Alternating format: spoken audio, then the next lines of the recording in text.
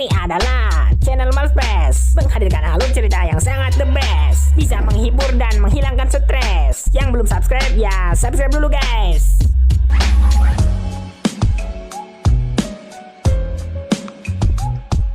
Ini loh season 3 episode 14. Pembukaan Lost episode 14 ini memperlihatkan si Nikki yang tengah berlarian di hutan. Kemudian dia menggali tanah dan menguburkan sesuatu di dalamnya. Entah apakah yang dia kuburkan.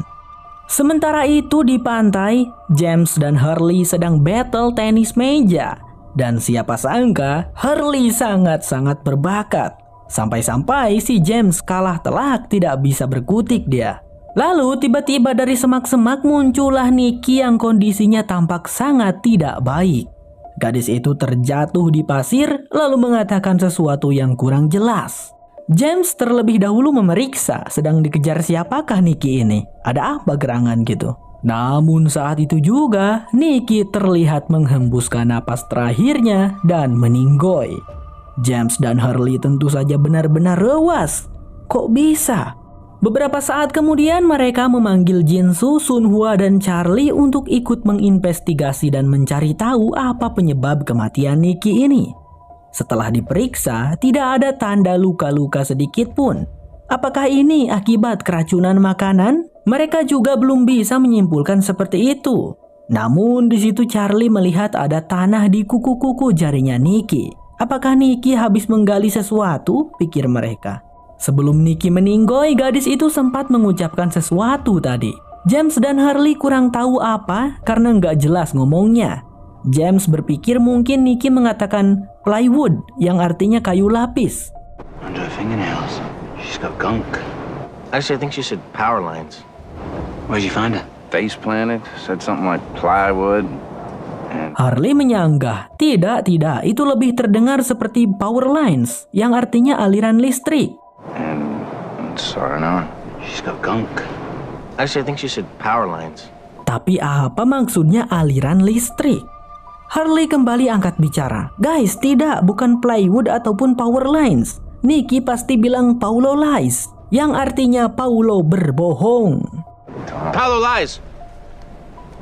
Who the hell knows what she's... That's what she said. Paulo lies, not power lines. Paulo lies. Paulo adalah kekasihnya si Nikki ini. Kematian Nikki pasti ada hubungannya dengan si Paulo, pikir si Hurley.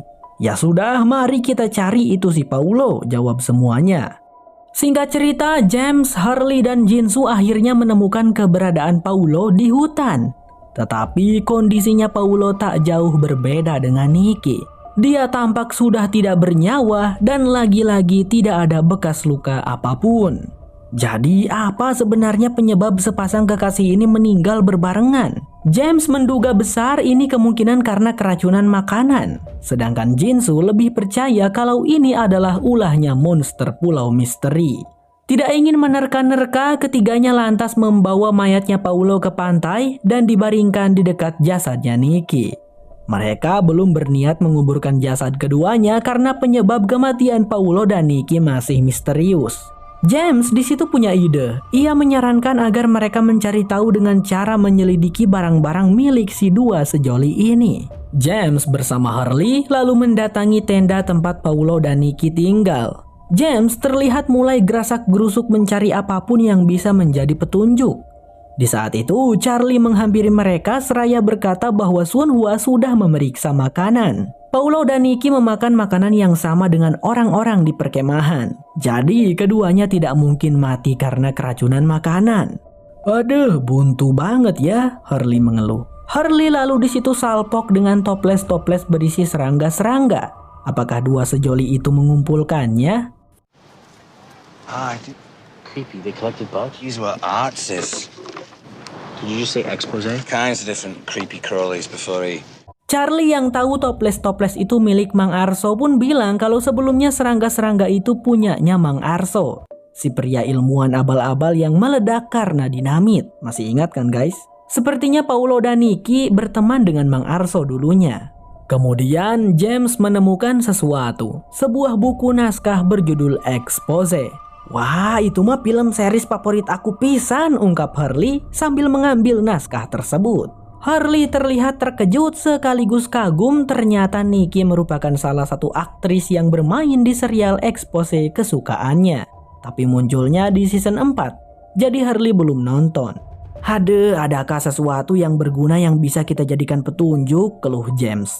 Lalu James menemukan sebuah walkie-talkie.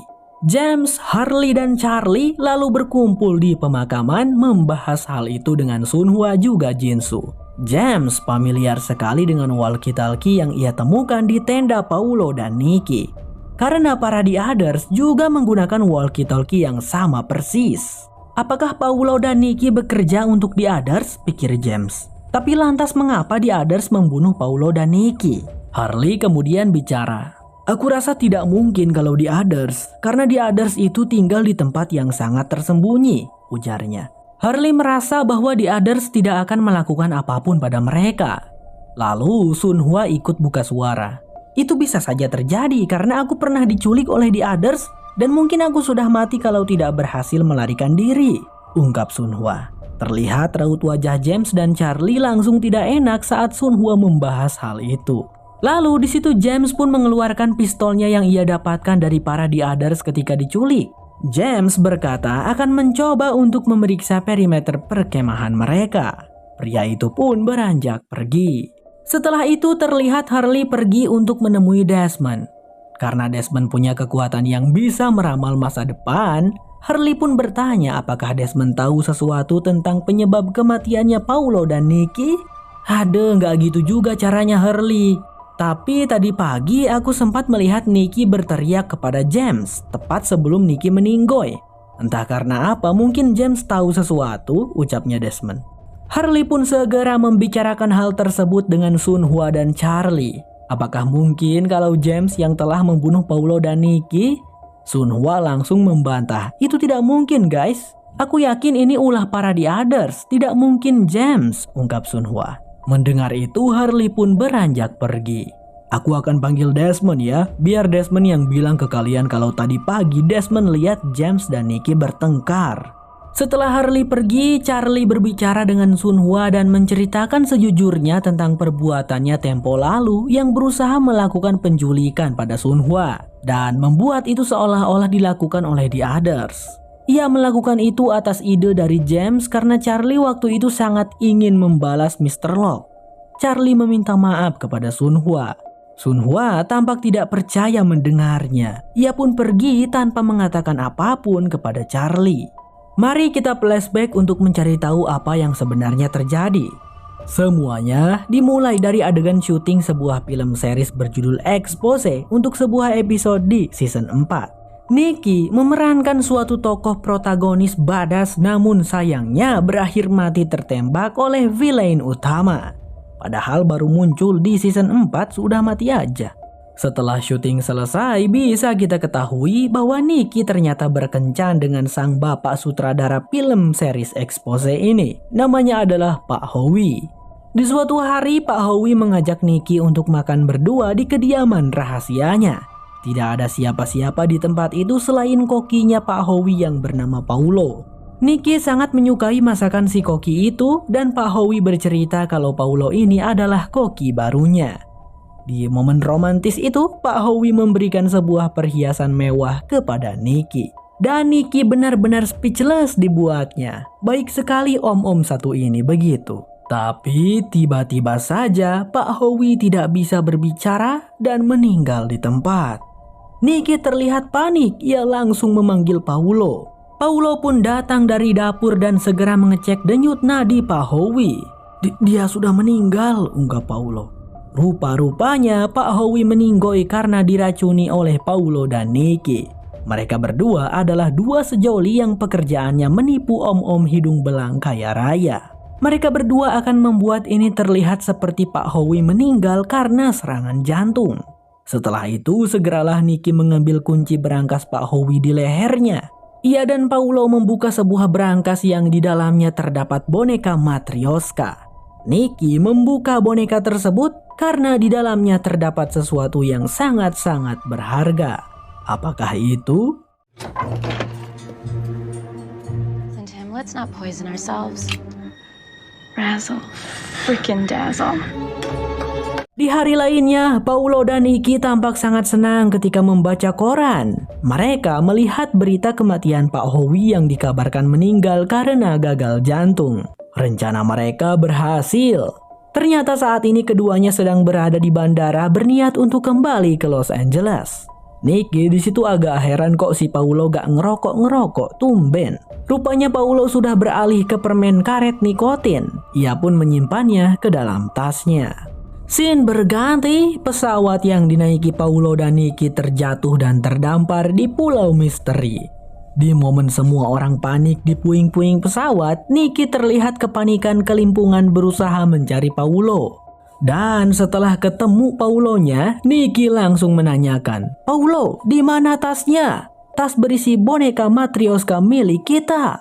Singkat cerita, sudah 6 hari berlalu di Pulau Misteri, namun mereka berdua masih belum bisa menemukan keberadaan tas berharga mereka itu.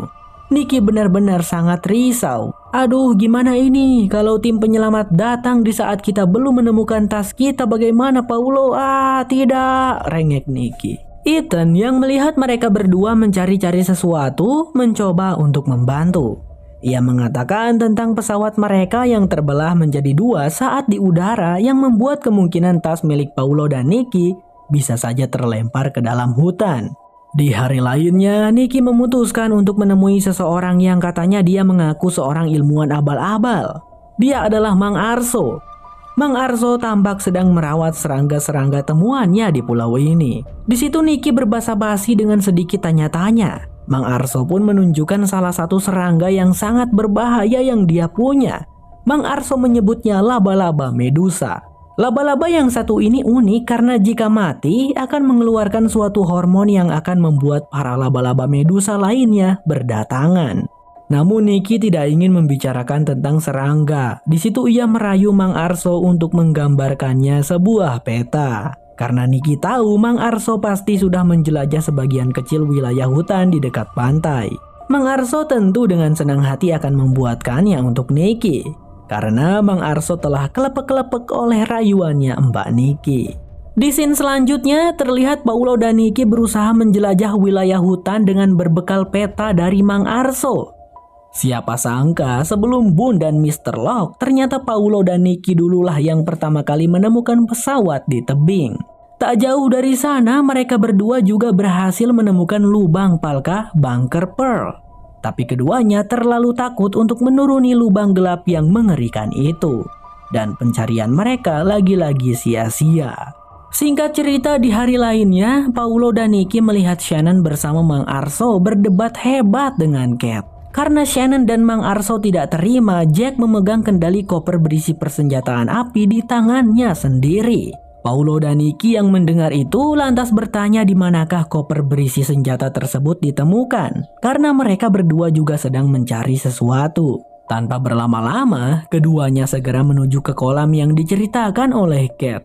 Setelah menemukannya, tanpa membuang waktu lagi Paulo segera nyemplung menyelam mencari keberadaan tas mereka. Katanya sesuatu di dalam boneka Matryoshka itu berharga senilai $8 juta pemirsa. Setara dengan 125 miliar 190 juta rupiah. Fantastis sekali bukankah? Dan betapa beruntungnya Paulo, ia berhasil menemukan tas tersebut di dasar kolam itu. Akan tetapi setelah berenang naik ke permukaan, Paulo malah bilang kepada Nikki bahwa dia tidak menemukannya. Hanya ada 2 mayat manusia di bawah sana, ucap Paulo. Aku sudah menduga itu, keluhnya Nikki sambil pergi. Paulo kenapa berbohong ya? Singkat cerita, terlihat Paulo mengunjungi Bunker Pearl sendirian. Dia menyembunyikan boneka Matryoshkanya di dalam tangki kloset. Tanpa disangka-sangka, saat Paulo hendak keluar dari bunker itu, ia mendengar suara orang yang datang. Ternyata itu adalah Ben dan Juliet. Paul langsung menutup pintu toilet dan bersembunyi. No, they need to come to us. That him? Shepard? Why are we doing this? Shepard will never agree to do the surgery. Ben dan Juliet mendatangi Bunker Pearl adalah untuk mengawasi Jack melalui layar monitor CCTV. Kenapa mengawasi Jack? Karena Jack adalah seorang dokter bedah. Tapi mereka tidak bisa sembarangan menyuruh Jack melakukan operasi pada Ben, sebab taruhannya adalah nyawa. Namun di situ Ben sangat yakin dirinya bisa membuat Jack bersedia melakukannya atas keinginan Jack sendiri. Setelah Ben dan Juliet pergi, Paulo pun keluar dari persembunyian. Ia menemukan walkie-talkie milik Ben yang tertinggal di meja. Kalau Paulo tahu tentang rencananya si Ben ini, kenapa Paulo tidak bilang pada Jack ya? Ya mungkin dia takut ketahuan menyembunyikan berlian di kloset ya. Flashback selesai. Perlahan-lahan sudah mulai terang ini permasalahannya ya. Saat ini terlihat Sun Hua dan kawan-kawan telah berkumpul di pemakaman sambil mulai menggali kuburan untuk Paulo dan Nikki. Tak lama berselang, James datang ke sana. Hurley yang melihat kedatangan James langsung menginterogasinya. Menanyakan apa yang terjadi antara Nikki dan James karena tadi pagi Desmond melihat James bertengkar dengan Nikki. James menghela napas. Ia lalu menceritakan semuanya. Bahwa tadi pagi Nikki berteriak kepadanya dikarenakan Nikki menginginkan pistol milik James. Entah buat apa. Lalu setelah melihat Nikki mati dan di kuku-kuku jarinya terdapat kotoran tanah, James sudah bisa menyimpulkan bahwa Nikki habis menggali tanah. Kemudian ketika mereka menemukan mayatnya Paulo di sekitar tempat itu, James melihat gundukan tanah baru. James tidak menceritakan tentang itu karena Ben tahu Nikki pasti menguburkan sesuatu yang sangat berharga. Jadi James tidak menceritakan ini pada siapapun. Tetapi James bersumpah dirinya tidak terlibat sedikit pun dalam kematian Paulo dan Nikki. James bahkan memberikan temuannya kepada Sun Hua, yaitu sesuatu yang dikuburkan oleh Nikki. Sebuah kantong berwarna hitam yang isinya ternyata adalah berlian. Pantesan sangat mahal ya pemirsa. Setelah itu terlihat James mengusap wajahnya Nikki untuk menutup matanya. Kemudian ia menggali kuburan sendirian untuk Paulo dan Nikki. Tak lama berselang Sun Hua menghampirinya. Lalu Sun Hua membicarakan tentang penculikan dirinya tempo lalu yang didalangi oleh James. Charlie sudah menceritakan hal itu padanya. James pun bertanya apakah Sun Hua akan menceritakan itu kepada Jinsu. Tidak akan James, karena aku tidak mau ada kuburan lain yang harus digali, ungkap Sun Hua sembari mengembalikan berlian milik Paulo dan Nikki kepada James. Lalu dengan keras ia menampar James sebelum pergi. Kembali ke masa lalu. Kali ini memperlihatkan momen saat Mr. Locke dan kawan-kawan mengunjungi bunker Pearl. Momen ini adalah ketika Eko meninggoy diserang makhluk asap hitam. Paulo memasuki toilet bunker, mengambil boneka Matryoshkanya dan mengambil kantong hitam kecil berisi berlian itu. Paulo lantas menyembunyikan kantong berisi berlian tersebut ke dalam celananya. Singkat cerita, scene melompat ke 7 jam yang lalu sebelum Paulo dan Nikki meninggoy. Paulo menghampiri Nikki yang sedang memandangi sunrise di pesisir pantai. Ia berbicara dengan Nikki, mengatakan bahwa ia sebenarnya bersyukur mereka tidak bisa menemukan tas berisi berlian. Karena jika berhasil menemukan tas itu, mungkin mereka berdua bisa berpisah karena berlian tersebut, ucapnya Paulo. Nikki juga sudah berdamai dengan hal itu. Ia sudah tidak lagi memikirkan tentang berlian mereka yang hilang. Setelah itu, Paulo pamit sebentar berniat mengambilkan sarapan untuk mereka. Namun Paulo ceroboh karena dia tidak sengaja menjatuhkan bungkus permen karet nikotinnya. Nikki sangat sedih dan syok mengetahui Paulo sudah membohonginya. Ya, karena permen karet nikotin Paulo itu berada di dalam tas yang sama dengan kantong berlian. Dia lalu segera menemui James untuk meminta pistol dari James. Tapi tentu saja James tidak mau. Selain karena James tengil, ia juga sadar kalau Nikki sedang marah pada seseorang dan memberikan pistol kepada Nikki itu bukanlah keputusan yang bijak. Di sana Desmond melihat saat Nikki berteriak kepada James. Dan Nikki pun pergi meninggalkan James. Di masa sekarang, jasad Paulo dan Nikki sudah ditempatkan di dalam kuburan. Sebelum menguburkan mereka berdua, James menaburkan berlian-berliannya ke dalam kuburan Paulo dan Nikki. Kini mereka semua tahu bahwa penyebab kematian Paulo dan Nikki adalah mereka berdua saling membunuh karena memperebutkan berlian.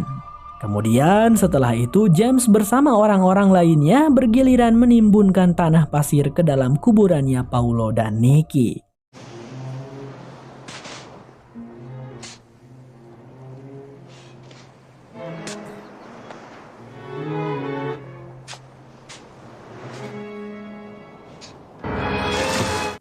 barusan itu apa guys? Kok tiba-tiba matanya Nikki kebuka? Apa cuman kita aja yang salah lihat ya?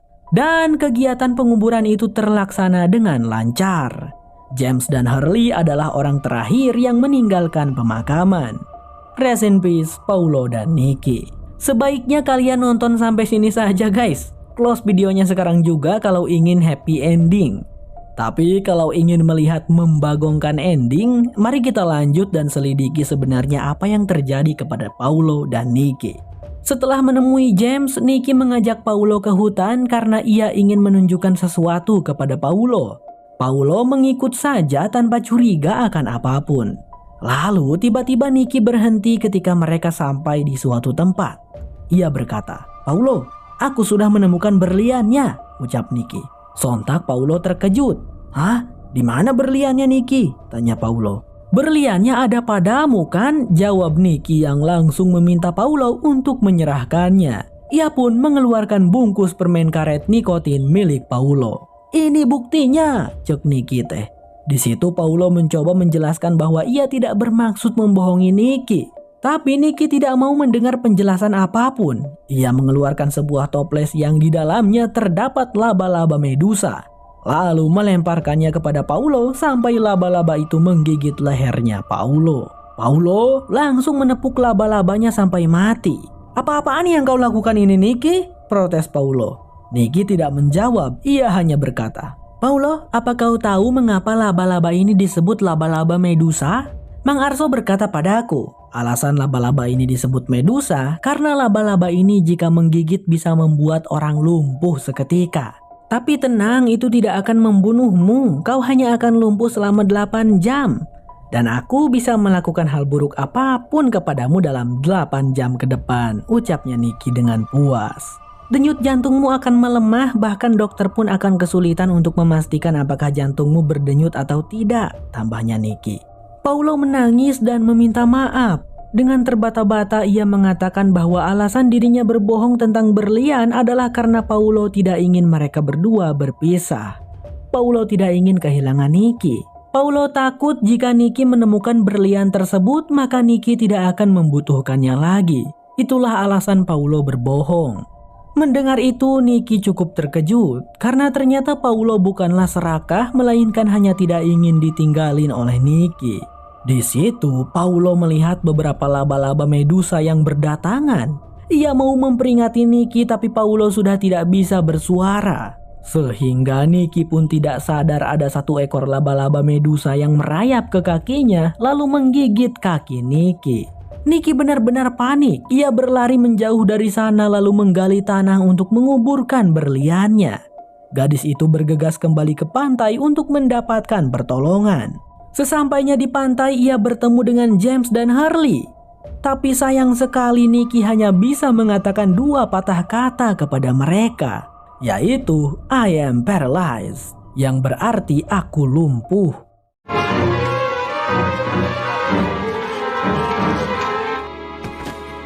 Hey, what happened?